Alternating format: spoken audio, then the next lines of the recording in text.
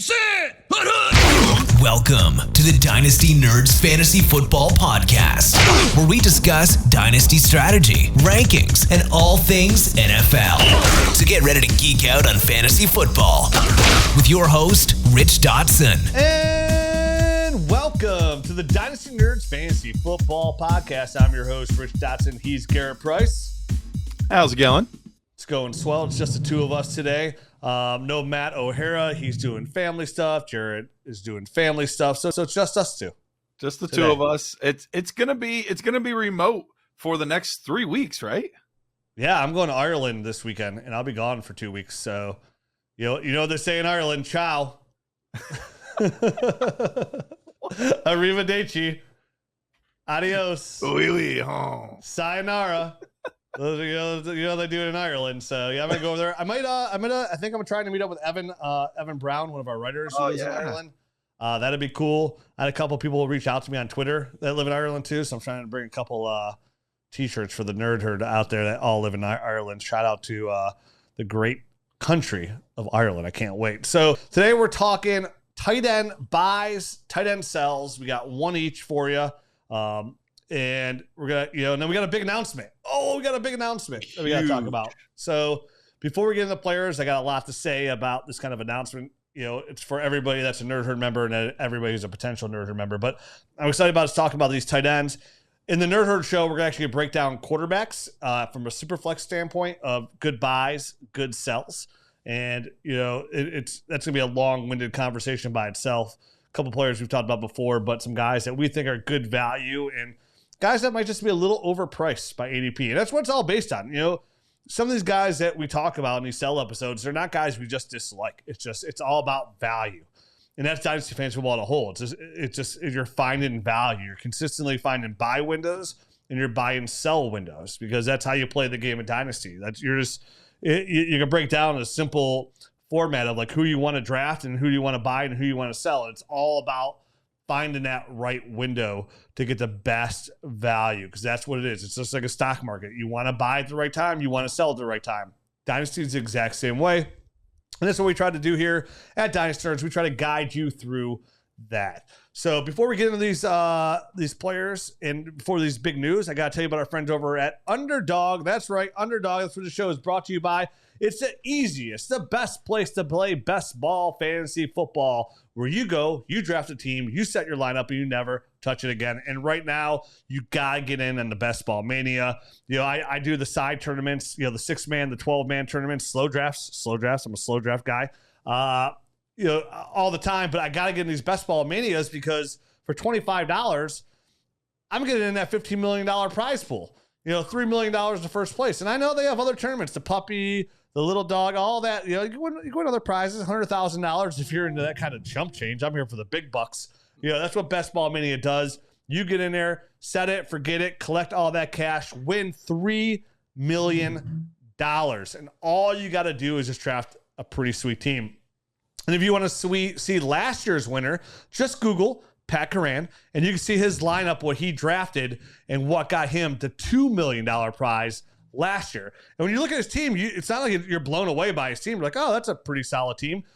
Solid enough to win you $2 million cash. So you can get out there, draft your team, win all this money, and all you got to do right now is go on there, download the app Underdog, and if you use the promo code NERDS, they're going to double your deposit up to $100. But on top of that, we're also going to hook you up over here at Dynasty Nerds by supporting our sponsors and using our promo code. We're going to give you a free 1-year subscription to the Nerd Herd. Oof. So you can come out here, you get these extra episodes, you get access to all our tools, all our rankings, everything on the website, the film room, everything.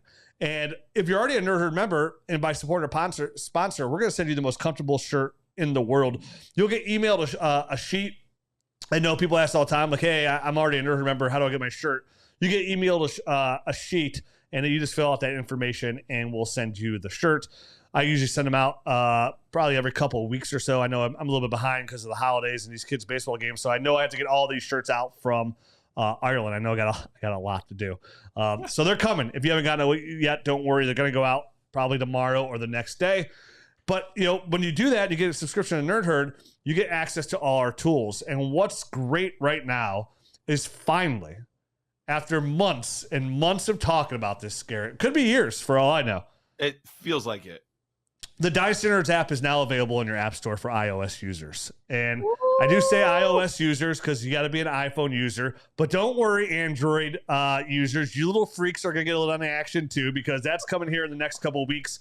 We just had to make our developers go ahead and get the one platform out right away.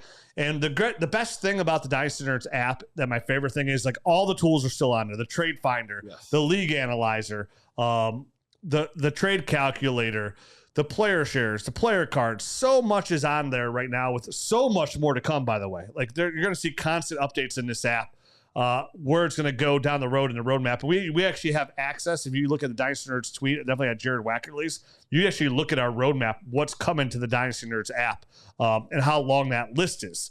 So the greatest function now of the Dynasty Nerds app is your biggest complaint, usually when you're looking at dynasty rankings and you're looking at trade calculators and you're looking at any of these tools. It's all based off of, that site's data and how that site views those players. And, here at Dynasty Nerds, we hope you use our viewpoint, because we hope that's what's going to carry your championship. But you can go on Dynasty Nerds. You can go ahead and create your own rank set and save it and update it as often as you want.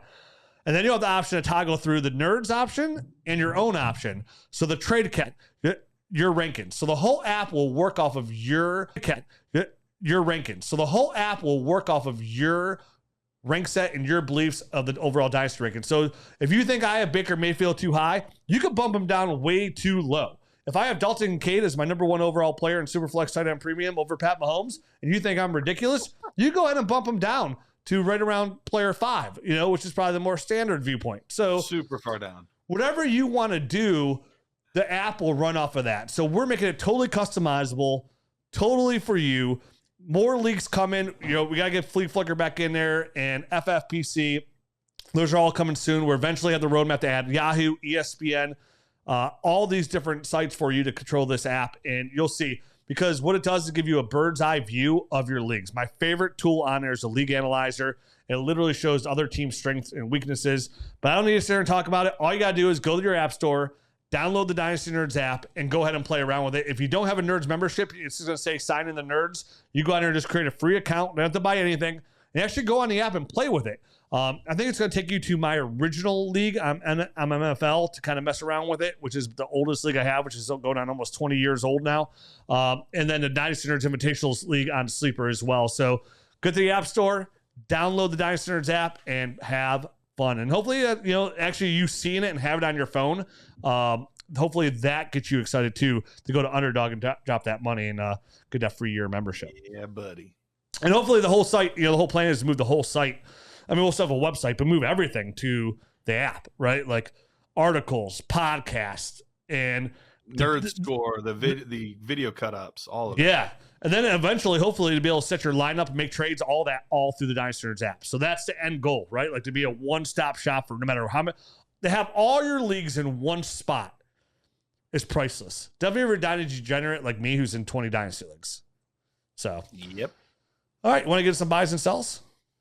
Let's get into these buys and sells. Who do you got, Rich? So my first buy is a contender buy, Garrett, because he is 30 years old, so he's a little bit older. Now, we do know the tight end position does last a little bit longer in the NFL because their whole game isn't predicated on speed. So one of my favorite buys for this year, and possibly going into 22 or 24, but I'm really just focused on this player for this year because he's not very expensive right now. You can have him for almost nothing. This is an easy tradable player definitely for a contender. And that's Tyler Higbee, tight end for the LA Rams.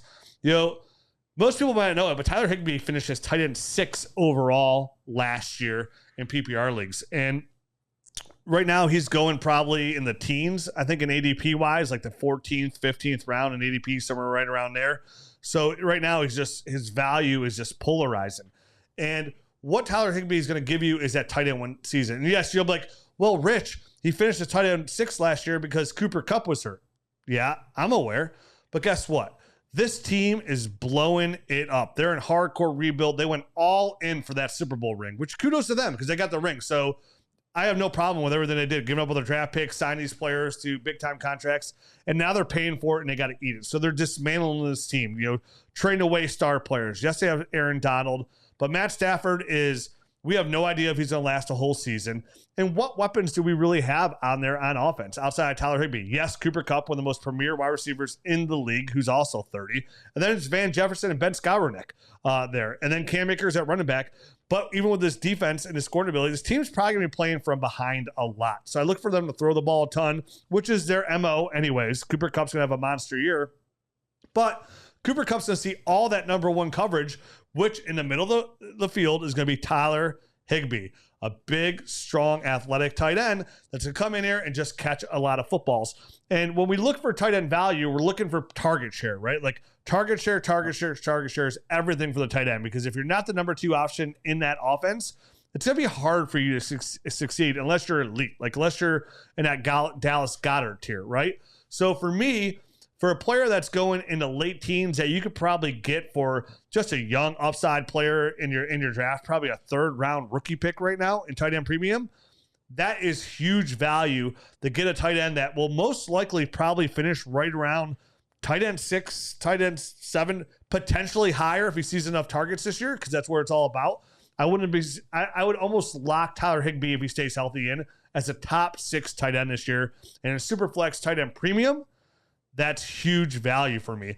And he's one of the few tight ends that you can actually see a clear path for target share for with diminishing value. Because even if you want to go out there and buy a guy like Dalton Schultz, he's 26. His price tag's going to go a little bit up. He's still a hot name out there. There's not many guys out there that are older at the tight end position that you're going to find this kind of value. Tyler Higbee is the number one guy, and you should go out there and trade for him today if you're a contender in tight end premium leagues, or honestly, even in 1 QB leagues, Garrett. We all need that tight end edge. So even in 1 QB league, Tyler Higbee is probably even a little bit cheaper. Right. Well, and the price tag, you're going to get him as your tight end too. Chances are you don't even have to start him. You can, but chances are for the price tag, he is one of the best backups that you can have right now at that tight end position. If you have Pitts, if you have Kelsey, if you have Andrews, if you have one of those guys, he's a great. But if you need him to start, he can do that. And you mentioned how he was tight end 6 last year, and Cooper Kupp was gone. Well, actually, the season before, when Cooper Kupp was there, points per game wise, he was actually even higher in 2021 than he was in 2022 with Cooper Kupp still there. The only difference there is Higbee missed more games in 21, so his overall ranking was a little bit lower, but on a points per game basis, he actually even scored more in 2021. So I'm absolutely with you. I think Tyler Higbee is a very good value. I think he is a solid player. And Matthew Stafford, if that arm and that elbow isn't quite right, those longer throws down the field, those aren't going to be as readily available. He's going to check down a little more until that arm strength is back up to where it used to be. So he could be a very hot target there, especially in the early part of the season. Yeah, I'm excited to see where this goes. And again, you're always like when you're a contender, like the value. This is where screens value. And I like what you said too, which is we preach this all the time too. Even if you have a Kyle Pitts, you have a Travis Kelsey, it never hurts to go get these guys that are ridiculously cheap that can help your team in case an injury comes up. Because once your player gets injured down the road, that price tag goes way up. If Higbee's performing at a top 6 level next year, that price tag is going to go up a little bit as well, where it might cost you a second because you're up against it. And best case, if your guy's healthy going to the playoffs, maybe there's another playoff team that you feel confident that you could beat where you could trade Higbee to and recoup and maybe even get a higher draft pick where you're on the receiving end of putting that player up against you and getting the 2nd round pick, or at least getting your 3rd round pick back.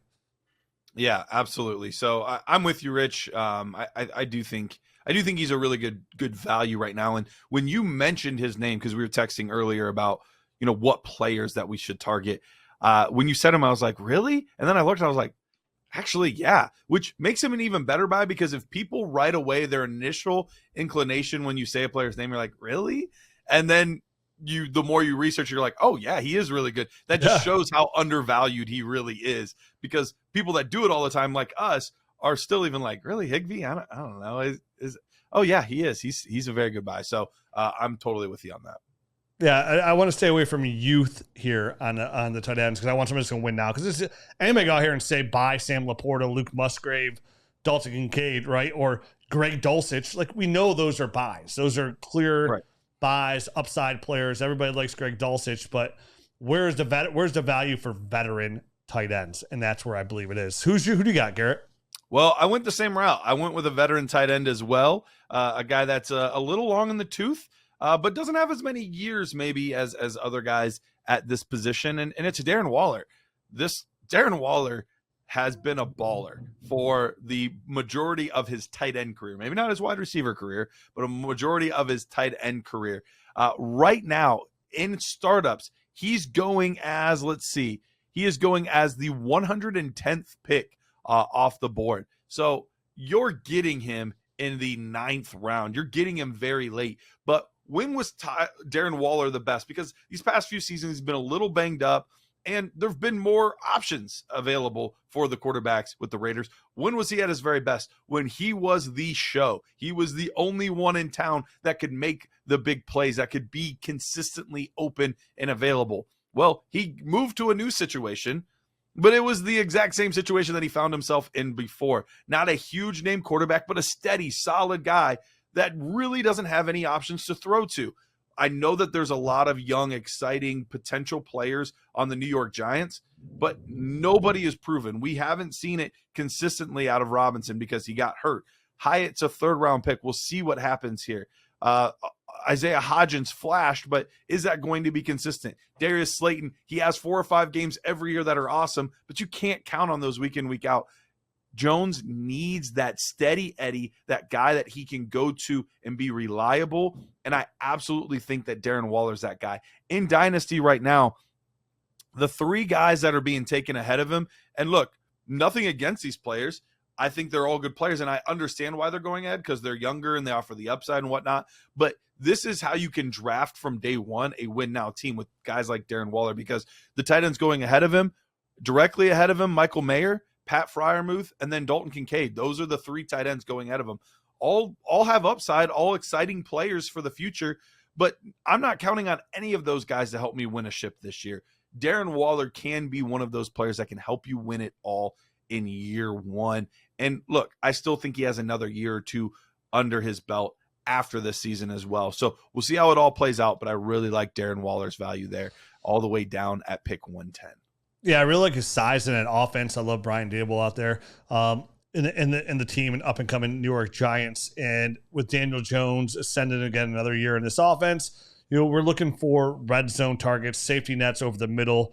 Jalen Hyatt's gonna be a nice deep threat. I don't know how much we're expecting him at year 1, which I wouldn't imagine a ton. But they have that good guy in the red zone, and we do expect this Giants offense to move the football. Definitely the NFC there. And again, just funnel, target share. If Waller's going to come in and be a solid route runner, he's going to see enough targets there to finish as a top 8 tight end in fantasy football. So there's a lot of guys here that can fit in that mold, but I do love Darren Waller's skill set as a whole. He was just missing all that target share, which I'm all with you. Like I do think that will increase in 2023. Yeah, and we see it every year. Like you have a few outliers here and there, but usually the guys that are top 5, top 10 in target share, or total targets, I should say, at least at the tight end position, are all within the top 10. Like it's truly, of all the positions, this is truly the one where volume really truly is king. Like we say it at other positions, and it always helps. It never hurts, but at tight end specifically, the correlation from targets to points is just undeniable almost every single year. So I think that's kind of a layup in that sense of somebody that you can get that late that could still win you a ship. So I get it. You want those younger guys, but these older guys are the ones more or less that are going to win it for you. Yeah, I mean, 500 yards is like the average to be in that top, 7 to 14 range where you're catching like 45 balls, 500 yards right around there. There's where touchdowns come into effect as well. Touchdowns to be massive. And for a guy like Darren Waller, who's literally in 2020 was tight end 2 overall, averaging 17 points per game, a league winner.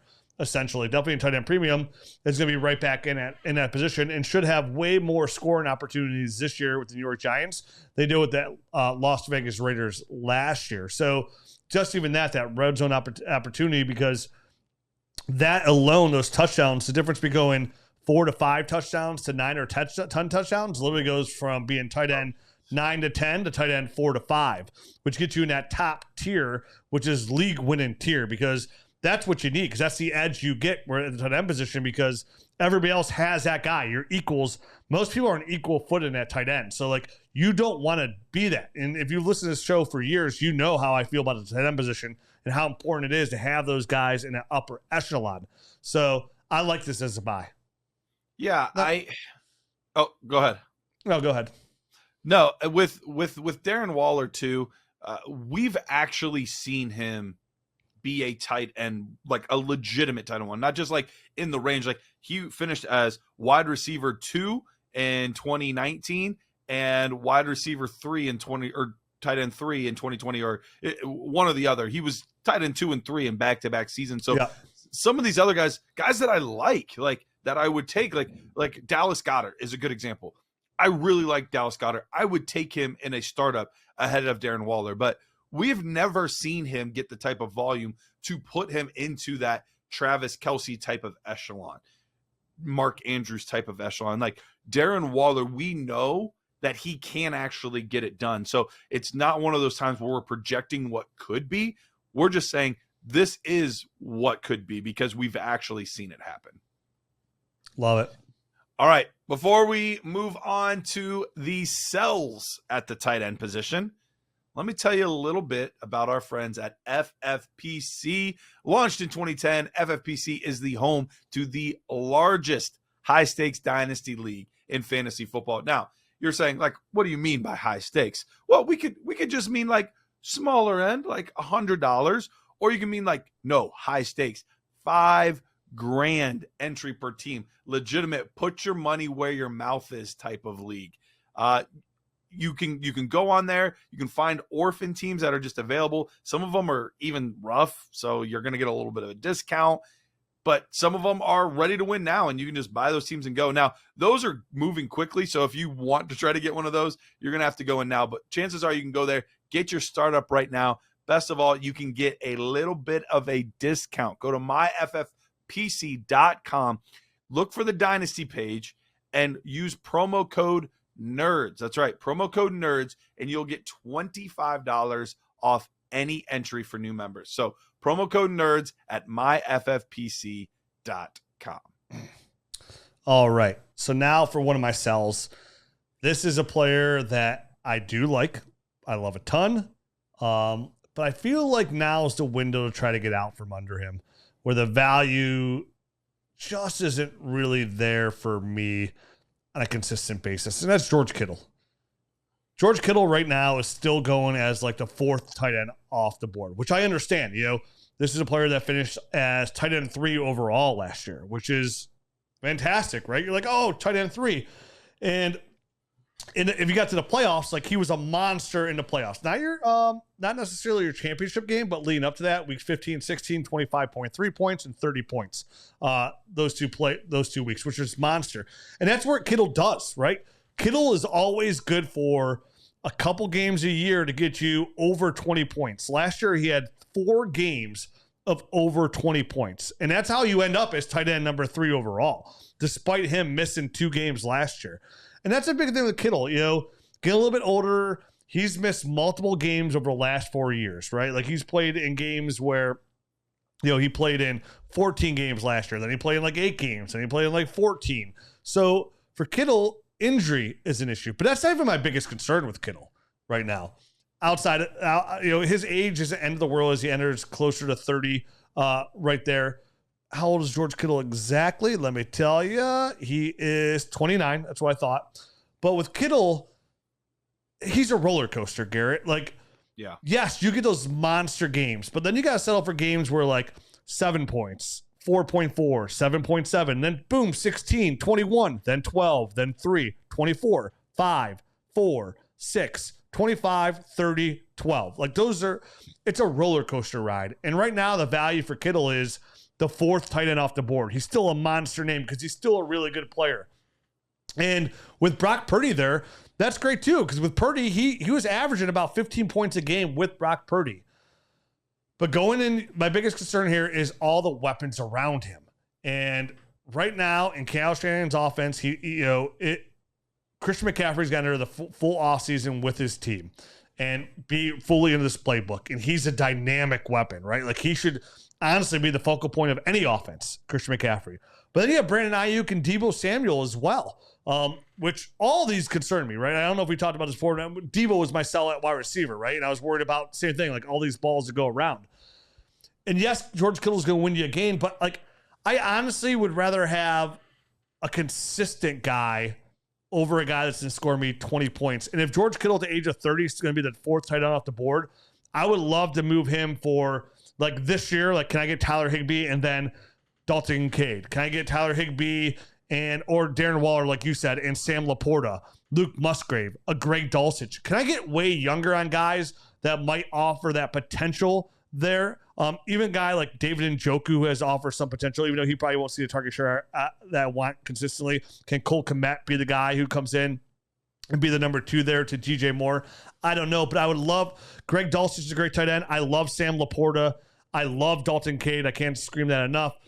But I think this is the right time to get out for George Kittle while he still holds that value. Because then once he hits at age 30, going on 31, that's when I see an automatic dip just in the Dynasty world, just because of age alone. It doesn't really matter on his production.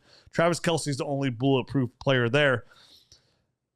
If I can move him and get younger while getting another rookie young tight end or another player on top and see that kind of value, I'd be pretty comfortable with that, because as a team that's going to the championship, I'd be so worried.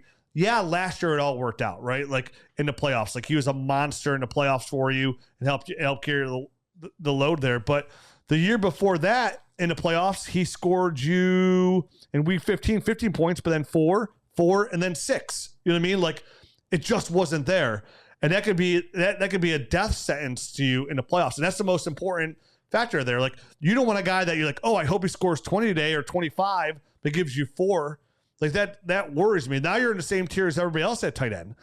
So if I can move Kittle today and get younger with a guy that offers that same potential, big play potential, like I feel really good about that. And that's somebody, I have a ton of George Kittle shares. I really do. I've been a big fan for a long time. If you listen to this podcast when George Kittle was a rookie, we talked him up and said, go out there when he was starting to break out. Like, you need to go out and trade for George Kittle. It's probably one of our bigger hits over the last 10 years.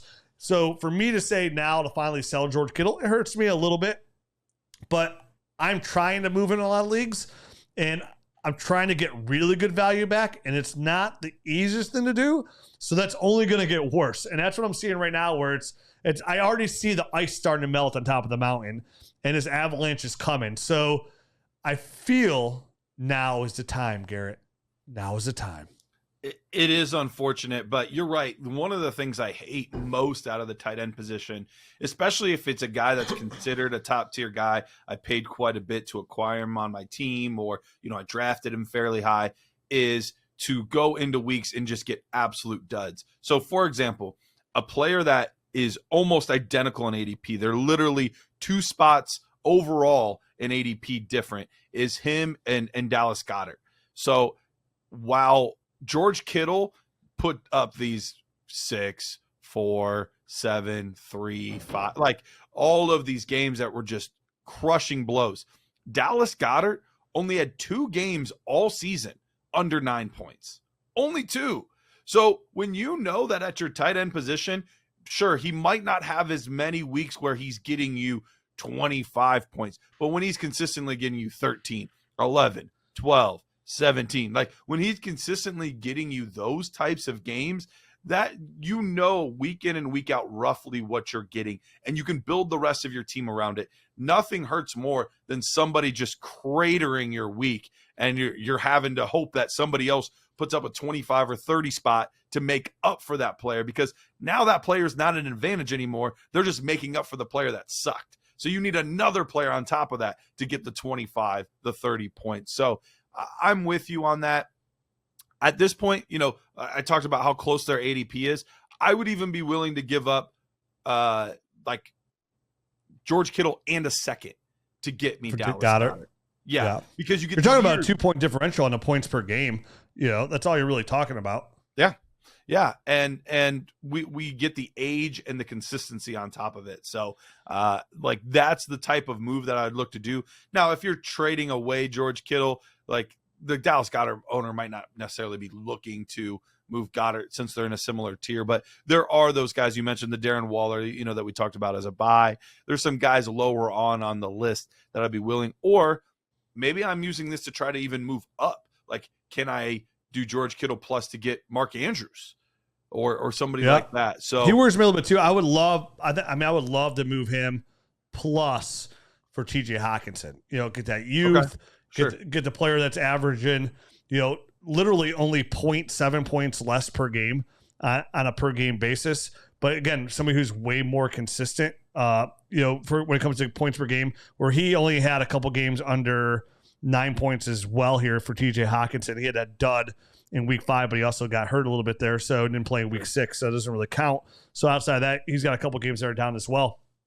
With Jordan Hudson to be upside, but I'm with you. Like I'd rather just get a guy who can help me now. Cause like with George Kittle's age bracket, you're looking at a guy who's only going to help for the next 2, maybe 3 years, right? At the most. Right. If you're looking for players to help you, like now, we mentioned Tyler Higbee's the same age. He can help you now.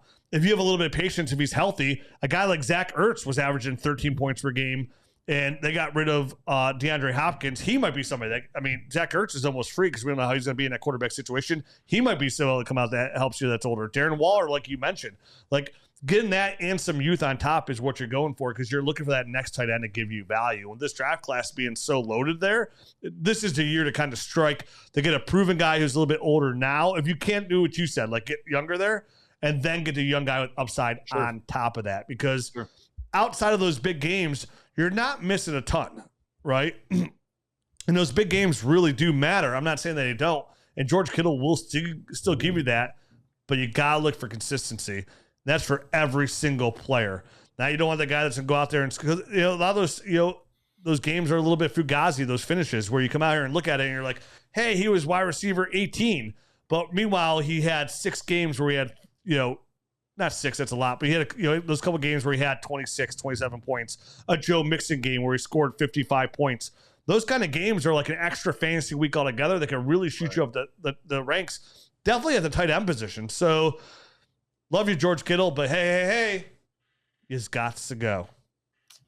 All right. Well, that puts me in with our final sell. And once again, Rich said it on the onset. So, but I just want to reiterate, it's not that I dislike this player.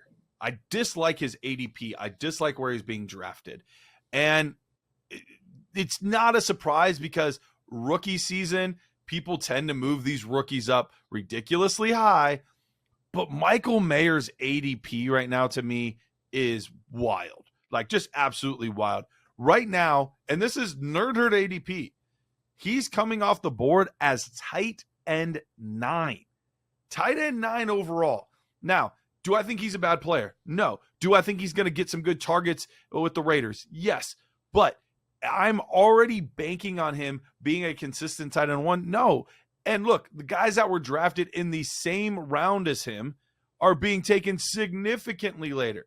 Sam Laporta is down at tight end 15, and there's about a 30 pick difference in overall ADP between Sam Laporta and Michael Mayer, who I could easily see finishing very, very similar this year and very, very similar from here on out. And let's not forget, Sam Laporta was drafted ahead of Michael Mayer. So they could have had Michael Mayer. They said, no, we would rather significantly ahead, yeah. So, and then you have other guys that were taken in the same round. Luke Musgrave is down at tight end 18. Trey McBride, who I know that there's some struggles from the year before, but he's at 19. Then one of my favorite tight ends that was also drafted in that same round, Luke Schoonmaker, is tight end 22, pick at 175. And look, the Cowboys' opportunity is just as good, if not maybe even better than the opportunity with the Raiders. So the huge difference, I truly think, comes from he was a name pre-draft that everybody loved, and we're just sticking with it regardless of the other players like Laporta, like Schoonmaker, guys like that should be valued very similar to a Michael Mayer, and they're just not. And look, you want to go the win now mode, you can get Darren Waller after him. You can get Njoku after him. You can get Schultz after him, Evan Ingram after him, and two younger guys that aren't proven yet that I like in Cole Kmet and Greg Dulcich that you can get after him. So there's just way too much value right below him for me to reach and get an unproven rookie in Michael Mayer. Yeah, a guy like Juwan Johnson, who's even later just signed that 2-year extension with the Saints, who offers the same kind of upside as a guy like Michael Mayer, because you mentioned a guy who I love in the offense he's in, and he was my tight end like right around 3-4 going into this, where I had Dalton Cade, Luke Musgrave, Darnell Washington, Sam Laporta. Then I had Michael Mayer as my rookie tight end rankings. And those guys were all close. And with Darnell Washington, he obviously slipped back down to number 5. But Sam Laporta, when it comes to Michael Mayer, is really good catching the football. And he's really good at his route running and blocking. He's a real solid tight end. But when he gets into football in his hands, he's a little bit of a plotter. Sure. If you want somebody that's going to really do something with the football in their hands, that's Sam Laporta. Like, he gets the football and he's a wrecking ball.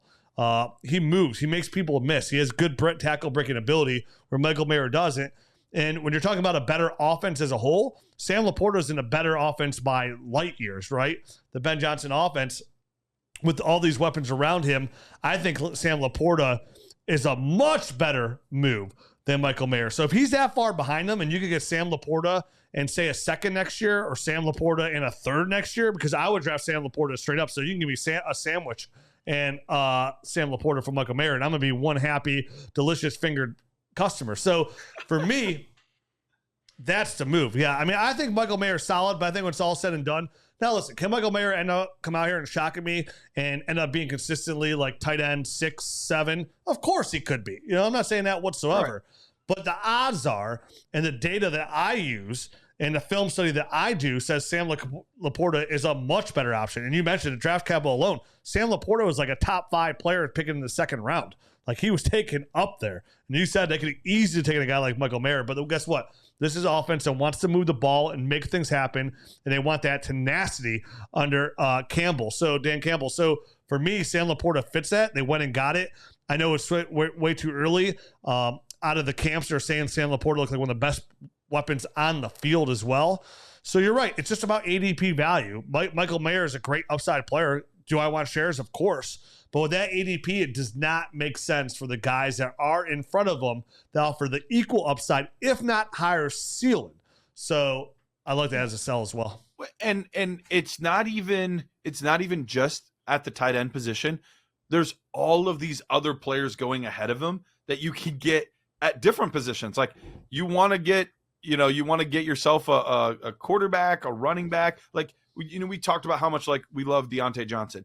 You can get Deontay Johnson because he's going behind a Michael Mayer in ADP. You can get yourself a quarterback in Jordan Love, because this data is only one tight end. It's not one tight end, but it's not tight end premium. So you're looking at a super flex ADP where you could get yourself a Rodgers, a Love. You can get these starting quarterbacks, Brock Purdy, all of these guys, because they're going after Michael Mayer. So I like it positionally, or I don't like it positionally, but I don't like it as far as the overall ADP and the other players too. So for me, it just doesn't make sense.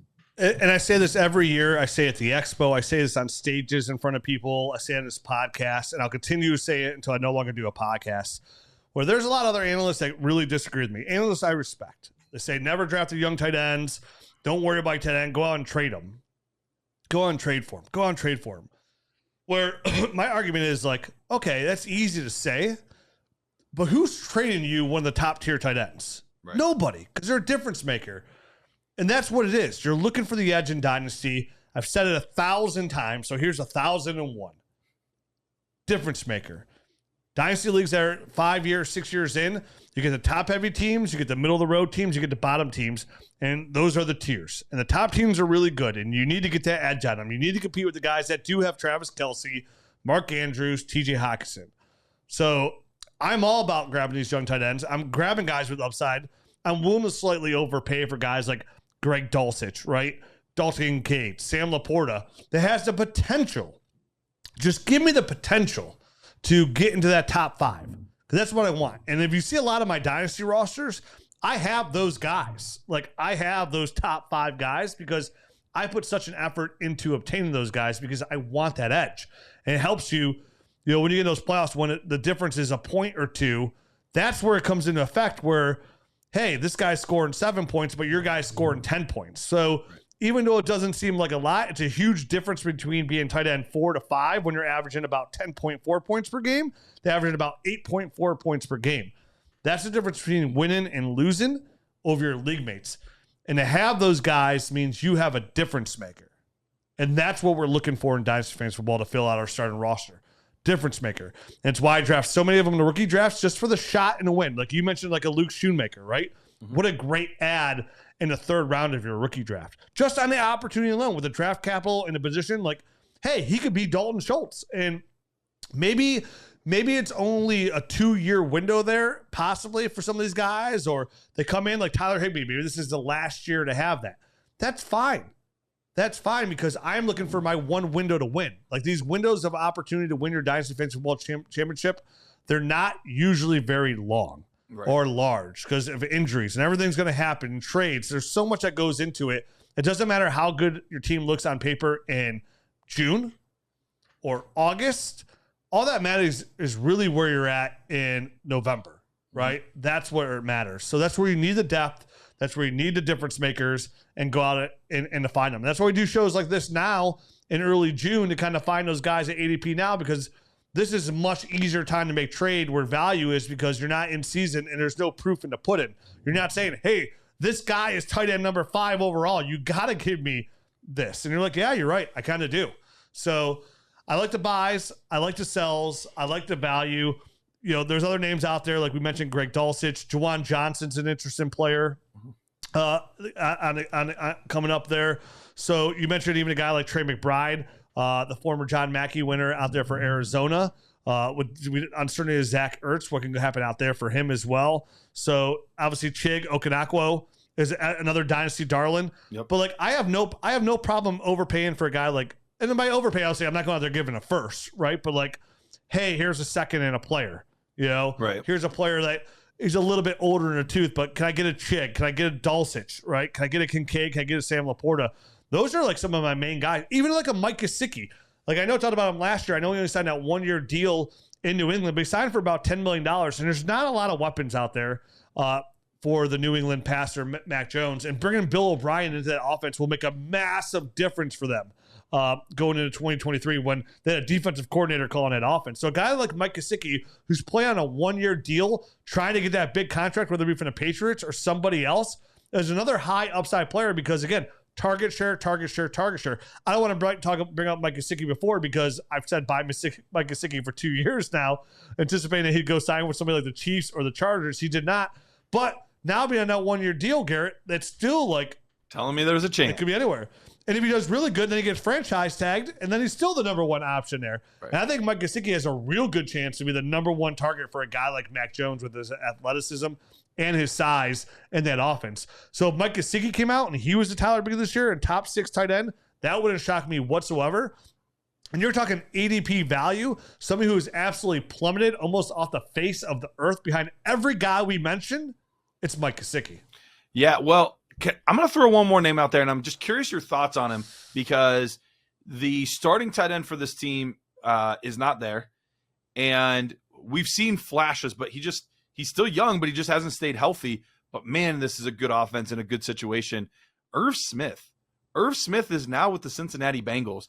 Currently with the Nerds ADP, he's the 215th player off the board, tight end 34. So we're taking multiple tight ends from other teams before we're taking Irv Smith. Is that another one that you would just kind of try to maybe not target in the sense of like, because whenever you target those guys that are late like that, they're like, what do you know that I don't know? But when you throw him in on top of a deal like, just throw me in an Irv Smith to make it even, like he's one of those ones that I feel like could have a later career resurgence that we've seen. Higbee was one of those guys that had a later career resurgence. Gary Barnidge did it for the Browns. Darren Waller did it. Darren Waller. Yeah. So, I mean, you see this sometimes.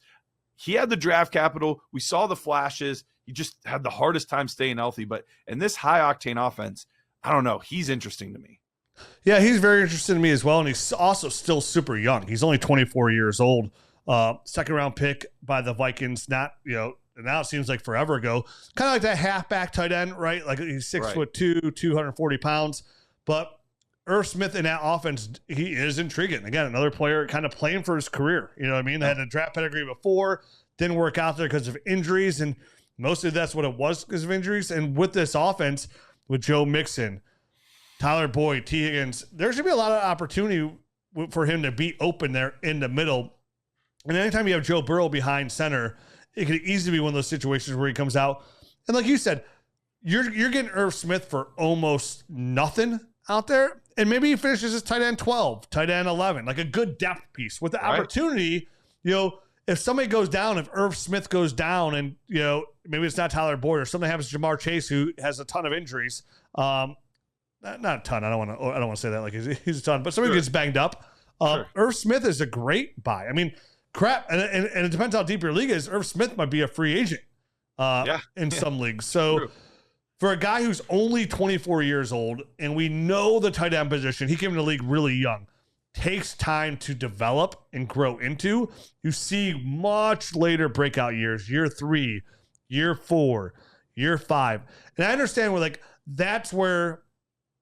that's where like some of these analysts mean, like you could buy the dip later, but like not many of those guys turn out to be elite studs, right? They come serviceable. Right. So like I'm looking for elite studs, and odds of Irv Smith ever being an elite stud, pretty slim. But for the value right now, like what a great depth piece where the cost is nothing. So if it doesn't even work out, you just cut him off your roster. It's not even a big deal. I mean, what are you giving up? A 4th round pick for Irv Smith? Like, you don't think there's going to be a player there in the 4th round where somebody wants Izzy Akabanda for the Jets because they have Breece Hall, they want him, they have Irv Smith, and you can't get him for a 4th round pick. If somebody doesn't want the upside in the 5th round of a generic Prince for the Kansas City Chiefs and they just like him for the upside, you can't get an Irv Smith Jr. There's players out there that offer little or no upside whatsoever, almost like Irv Smith, that you can get from this year's rookie class. So, and honestly, if you already had your rookie draft, probably a 4th round pick next year gets it done. Because some people are probably just looking for any kind of value for Irv Smith Jr. But I like that name because it is a nice upside player with the good offense. Yeah, he's definitely one of those guys that, I'm just keeping an eye on, and I want to stash him because we saw Hurst at the end of last year catching touchdowns like crazy. So you never know how those situations could develop and evolve over time, and maybe he doesn't stick with Cincinnati, but he does enough this year to get a bigger deal and a better contract on a different team somewhere next year. So it'll be interesting to see what happens with him. 100%. So that's it for this show. We're going to dive into the Nerd Herd Show. Remember, if you go to Underdog, you can get that Nerd Herd membership. I encourage everybody, get to your app store today if you have an iPhone. Android users coming soon. Download that Dynasty Nerds app.